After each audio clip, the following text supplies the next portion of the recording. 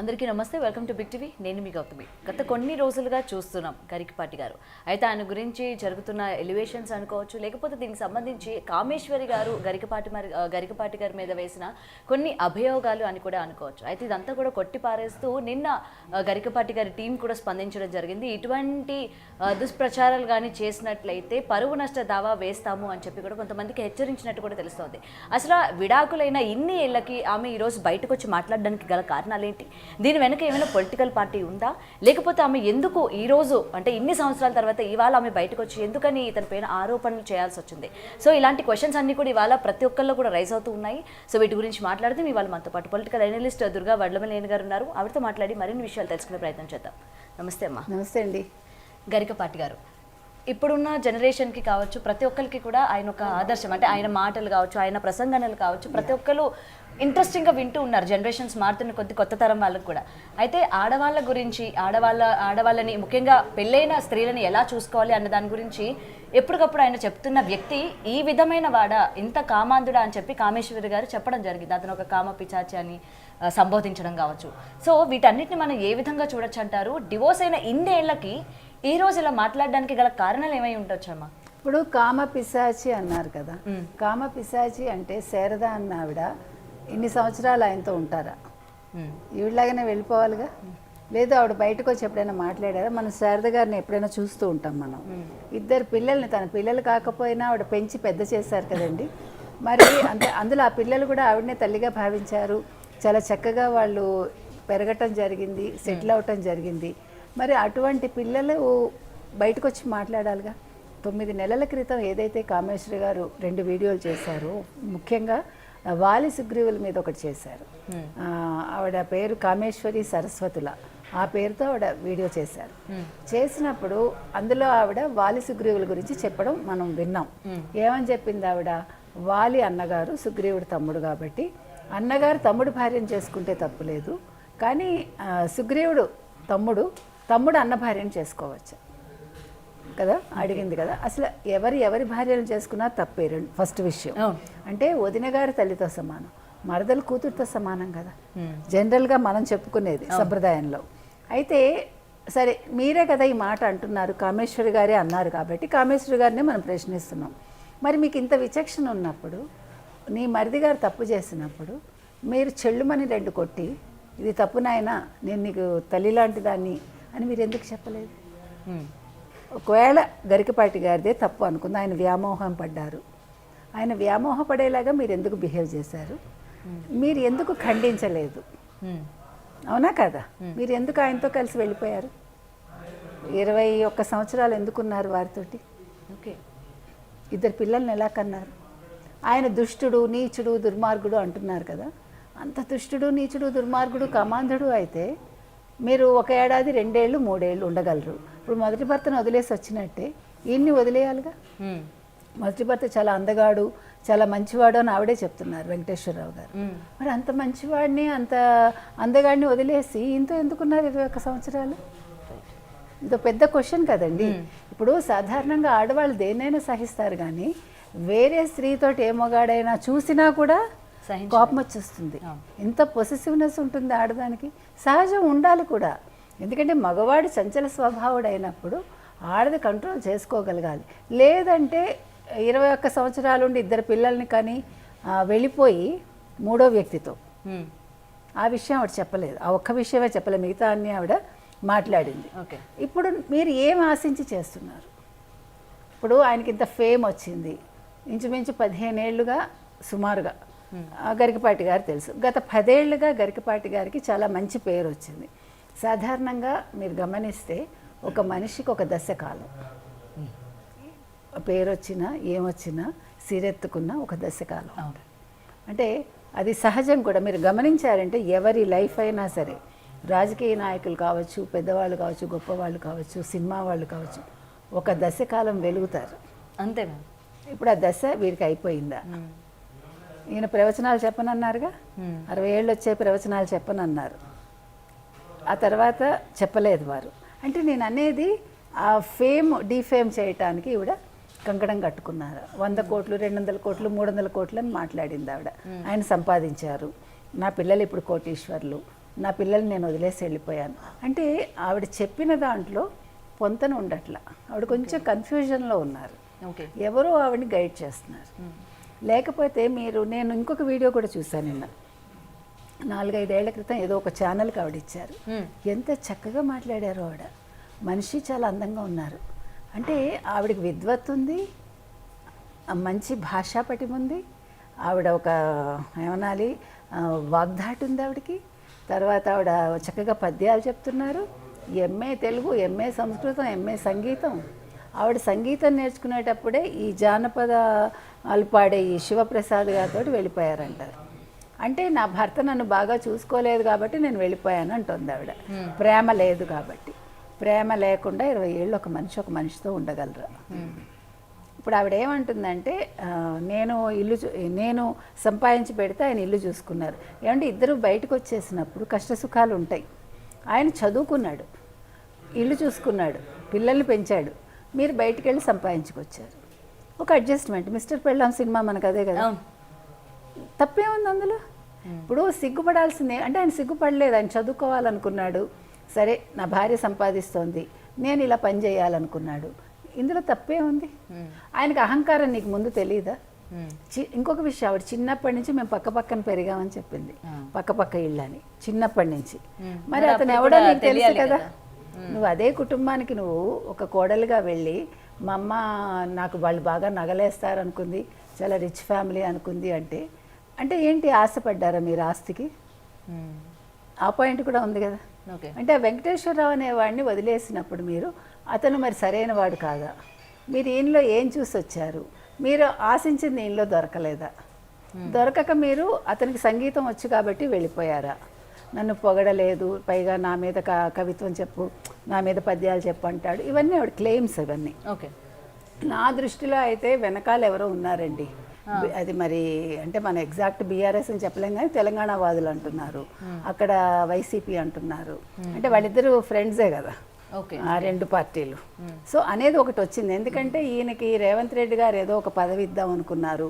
అంటే అక్కడ చాగంటి గారికి ఇచ్చినట్టుగా ఇక్కడ ఈయన కూడా ఆధ్యాత్మికత వైపు ఆలోచిస్తారు కదా రేవంత్ రెడ్డి గారు. సో అది ఒకటి వచ్చిందండి. కల్చరల్ అంబాసిడర్గా అయితే కల్చరల్ ఏమనాలి సాంస్కృతిక శాఖకి ఒక అధికారిగా ఆయన పెట్టాలనుకున్నారు. అది నచ్చక కొంతమంది ఇట్లా చేస్తున్నారు. లేకపోతే ఇంతకాలం లేదు ఆవిడ ఇప్పుడే ఎందుకు బయటకు వచ్చారు? అదే అందరిలో కూడా ఇదే. నిజంగానే మీరు అంత క్షోభగానే అనుభవించినట్లయితే ఆ రోజే మీరు బయటకు వచ్చి మాట్లాడవచ్చు. పోనీ అప్పుడు మాట్లాడలేదు. నువ్వు నీ కొడుకుల్ని ఎప్పుడైనా చూసుకున్నావా?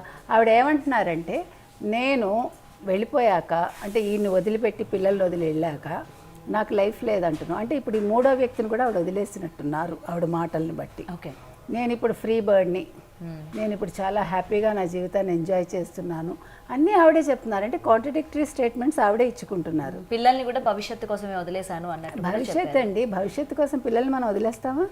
మీరు అడుక్కు తినేనా పిల్లల్ని పెంచుతారా పెంచరా? ప్రాబ్లం వస్తే మీరు తినడం మానేసి పిల్లలకి పెడతారు. తల్లి మనసు అది.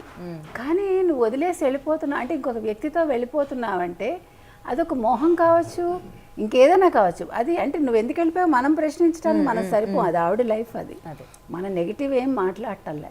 కాకపోతే ఏంటంటే నువ్వు ఇన్ని నిజాలు చెప్పాను అన్నప్పుడు అదెందుకు చెప్పవు? You have to be open కదా. ఇప్పుడు పిల్లల్ని వదిలేసి వెళ్ళిపోయాను వాళ్ళ భవిష్యత్తు కోసం ఎందుకు ఇప్పుడు మళ్ళీ స్టేట్మెంట్ ఇచ్చుకోవటం? అంటే నిన్ను నువ్వు కాపాడుకుంటున్నావు, అంటే నీ మీద సింపతి గెయిన్ చేసుకోవడానికి. ఇప్పుడు సింపతి వచ్చిందా? మీరు ఇన్ని వీడియోలు చూసారండి, గత 4-5 రోజులుగా ఒక 100 వీడియోలు పైగా వచ్చాయి. కమెంట్స్ ఎక్కడైనా ఈవిడ వైపు ఉన్నాయా? హార్డ్లీ ఒక వీడియోలో 2 కూడా ఉండవు. అన్నీ గరికపాటి గారికి సపోర్ట్ చేస్తూ గురువు గారిని మీరు కించపరచకండి, గురువు గారిని మీరు ఏం అనకండి అనే చెప్తున్నారు కదా. మరి అలాంటప్పుడు ఇప్పుడు మీరు ఏం ఆశించారు? డబ్బులు కావాలా వాళ్ళని అడగండి. ఇంకొకటి ఇప్పుడు అందరూ ఏమంటున్నారు, గరికపాటి గారు దీనికి సమాధానం చెప్పాలి. ఎందుకు చెప్పాలి? వాళ్ళు కూర్చుని 4 అన్నదమ్ములు కూర్చుని నా దగ్గర సంతకాలు తీసుకున్నారు మేము విడిపోయేటప్పుడు అని ఆవిడే చెప్తాను. మేము పెళ్లి చేసుకోలేదు, మేము దండలు మార్చుకోలేదు, మాది రిజిస్టర్ మ్యారేజ్ కాదు, మాకు ఎటువంటి పెళ్లి జరగలేదు ఆవిడే చెప్తున్నారు. జరగనప్పుడు అయినా కూడా ఇద్దరు విడిపోయేటప్పుడు రాసుకున్నారు. అంటే ఈవిడ సేఫ్ సైడ్ రాయించుకున్నారా అనేది కూడా మనం ఆలోచించుకొని. ఎందుకంటే ఆవిడ ఎవరితోటో వెళ్ళిపోతున్నారు, పిల్లల బంధం మళ్ళీ రేపొద్దున వస్తుంది అనుకున్నారా? మనకేం తెలియదండి. అంటే మనిషి ఆలోచన ఆ సమయంలో ఎలా ఉంటుందో మనకు తెలియదు కదా. ఇప్పుడు వైపు తప్పు ఉండొచ్చు, ఆయన వైపు తప్పు ఉండొచ్చు, అది వాళ్ళ సమస్య అది. కానీ ఆయన శారద గారిని సంప్రదాయబద్ధంగా పెళ్లి చేసుకున్నానని చెప్తున్నారు. వాళ్ళ అమ్మగారు చూసిన సంబంధం, కుటుంబం చూసిన సంబంధం అని చెప్పారు. ఇంకొకటి ఏంటి, ఆవిడ పిల్లల్ని చాలా చక్కగా పెంచారు, తల్లిగా భావించారు. ఒక్క నెగిటివ్ ఈవిడ చెప్పలేదు, అసలు ఆవిడ గురించి నెగిటివ్ రాలేదు. నా పిల్లల్ని ప్రేమగా పెంచింది, అన్నం పెట్టిందని ఆవిడ చెప్పారు. అది ఎవరం కాదని అంటలే. ఇప్పుడు పిల్లలు సడన్ గా మీ వైపు ఎలా వస్తారు? ఇదేమన్నా సినిమానా అమ్మ అని హత్తుకోవటానికి? రైట్. మీకు ఇల్లాల సినిమా గుర్తుంది కదా, మరి ఇల్లాల సినిమా స్టోరీనే కదా ఇది. ఓకే, చాలా సినిమాలు ఉన్నాయి. ఎందుకంటే ఇవన్నీ వాస్తవాలే కథలు అవుతాయండి, కథలే వాస్తవాలు అవుతాయి. మనిషి ఊహకి కొన్నిసార్లు కొత్త కొత్తవి రావచ్చు, కానీ ఎక్కడో అవి నిజాలు అవుతాయి, నిజాలే మన బుర్రలోకి వస్తాయి. కాబట్టి ఇది జీవితం అండి. నేను అనేది ఏంటంటే, కామేశ్వర గారు తన్ని తాను అనవసరంగా బయట పెట్టుకున్నారు. ఇప్పుడు ఆవిడ చక్కగా చదువుకున్నారు, ఒక లెక్చరర్గా పనిచేస్తున్నారు, నలుగురికి ఆవిడ మంచి మార్గదర్శకురాలు అయ్యారు. ఇప్పుడు ఇలా చేయటం వల్ల ఆవిడ నష్టపోయారుగా. ఇప్పుడు ఆవిడకి ఇంతకాలం ఉండే మంచి పేరు పోయిందిగా ఒక రకంగా. ఇప్పుడు నాకు స్నేహితులు లేరు, నాకు పుట్టింటి వాళ్ళు లేరు, నాకు బంధువులు లేరు, నాకు ఎవరూ లేరు అంటే. అసలు ఇదంతా ఎక్కడ స్టార్ట్ అయిందంటే, గరికపాటి గారు ఒక పెళ్ళయి ఎన్నేళ్ళు అయింది అని చెప్తే కొన్ని ఏళ్ళు అయింది అని చెప్పడం జరిగింది. ఆ ఇష్యూ నుంచి ఈమెను పెళ్లి చేసుకుని నీకు ఎన్ని సంవత్సరాలు అయితే, మరి నువ్వు నన్ను ఎప్పుడు పెళ్లి చేసుకున్నావు అంటే చిన్నతనంలోనే పెళ్లి అయ్యిందా అని చెప్పి అక్కడి నుంచి కాంట్రవర్సీ స్టార్ట్ అయింది కదా. ఉండొచ్చు, అది కూడా ఉండొచ్చండి. కానీ అది కాదు ఇష్యూ. నన్ను అడిగితే ఈయన ఎవరో ఆడవాళ్ళ గురించి శారద మీద చెయ్యి వేసి ఈవిడ నా భార్య అని అవన్నీ చెప్తూ, ఆడవాళ్ళకి ఏదైనా ప్రాబ్లమ్స్ ఉంటే నా దగ్గరికి రండి, నేను పరిష్కారం చెప్తాను ఏదో అన్నట్టు ఆయన. ఆవిడ అది కూడా అంది, ఆ మాట కూడా. కానీ ఆయన ఎప్పుడు ప్రసంగించినా ఆయన భార్య గురించి గొప్పగానే చెప్తారు. యాస్. అంటే ఇప్పుడు ఆవిడకి నాకు అనిపించింది ఏంటంటే, ఆవిడ ఆయనతో బయటికి వెళ్ళలేదు కాబట్టి ఇప్పుడు శారద గారిని ఆయన బయటకు తీసుకెళ్ళడం, ఆయనకు ఒక విద్వత్తు, ఆయనకు ఒక పేరు రావడం, ఆవిడ కూడా గురువు గారి భార్యగా ఆవిడ అన్ని సన్మానాలు పొందడం ఆవిడకి నచ్చలేదేమో, ఎక్కడైనా ఆవిడకి జెలసీ వచ్చి ఉండొచ్చేమో అనిపిస్తుంది, మనకు తెలీదు. అంతే కదా. ఇప్పుడు వాళ్ళిద్దరి మధ్య ఏజ్ గ్యాప్ ఉందండి. ఏజ్ గ్యాప్ కూడా పెద్ద విషయం కాదు, కానీ వాళ్ళు సంప్రదాయబద్ధంగా చేసుకోలేదు, పెద్దవాళ్ళు చేసిన పెళ్లి కాదు, అది ఒక రకంగా వచ్చేయటమే కదా. సో వాళ్ళు ఎక్కడో అడ్జస్ట్ అవ్వలేదు, సైకలాజికల్గా ఎక్కడో ఏదో గ్యాప్ ఉంది, దానివల్ల ఫ్రీగా ఉండలేదేమో. గిల్టీ కాన్షియస్ కూడా ఉంటుందిగా మనిషికి. ఈవిడికి మరిది అయ్యో మరితో వచ్చానని ఉండొచ్చు, ఆయనకి వదిన గారని ఒక ఫీల్ ఉండొచ్చు, మనకి తెలీదు. ఈ సైకలాజికల్ ఇష్యూస్ మాత్రం అలా వావి వరుసలు మర్చిపోయి అవి కొంచెం ఇబ్బంది కదా. ఇప్పుడు మన ఎస్పీబీని తీసుకుంటే మరి కజిన్ సిస్టర్ ఆవిడ అంటే మరి ఎట్లా చెప్తాం మనం? ఇప్పుడు ముస్లిమ్స్లో అంటే చేసుకుంటారు, సొంత కజిన్స్ అంటే సిస్టర్స్ చేసుకుంటారు, అటు సైడ్ చేసుకోరు వాళ్ళు. మనకి వాళ్ళకి అదే తేడా.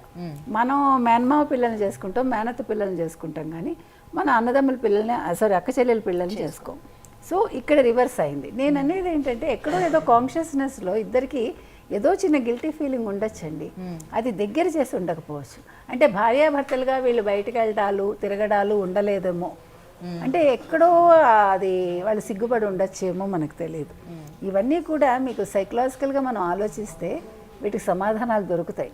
కాబట్టి ఇక్కడ శారద గారి దాకా వచ్చేసరికి అమ్మగారు కుదిర్చిన పెళ్ళి సంప్రదాయంగా చేసుకున్నారు, భార్య అనే ఒక ఫీల్ వచ్చి ఉండొచ్చు.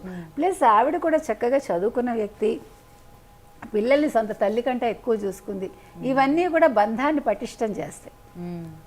కొన్ని సందర్భాల్లో చెప్పారు శారదా గారు ఫస్ట్ వాళ్ళ అమ్మగారు మనసు గెలుచుకున్నారు, ఆమె చాలా మంచిది, అందుకనే నేను కూడా ఆవిడికి లొంగిపోవాల్సి వచ్చింది అని చెప్పి కూడా గరికపాటి గారు చాలా. మరి అది గొప్ప విషయం కదండి.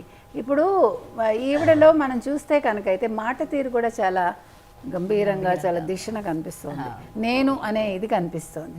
అంటే అది కూడా కుదరలేదేమో ఇద్దరికి. ఫస్ట్ మనకి ఏదైతే నచ్చుతుందో ఒక వ్యక్తిలో, తర్వాత అదే మనకు నచ్చదు.